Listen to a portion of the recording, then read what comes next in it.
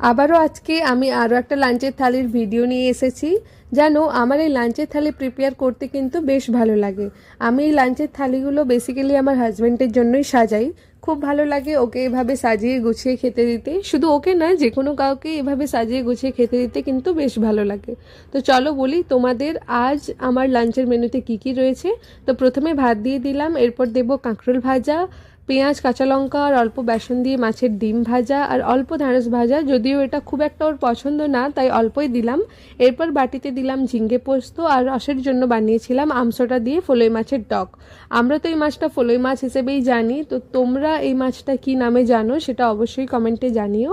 আর শেষ পাতে খাওয়ার জন্য রেখেছিলাম পাকা আম, এবং একদম শেষে ভাতের সাথে লঙ্কা লেবু দিয়ে আমার লাঞ্চের থালিটা কমপ্লিট করলাম।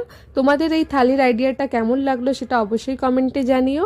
আর ভালো লাগলে লাইক, শেয়ার ও সাবস্ক্রাইব করতে কিন্তু একদম ভুলো না। বাই।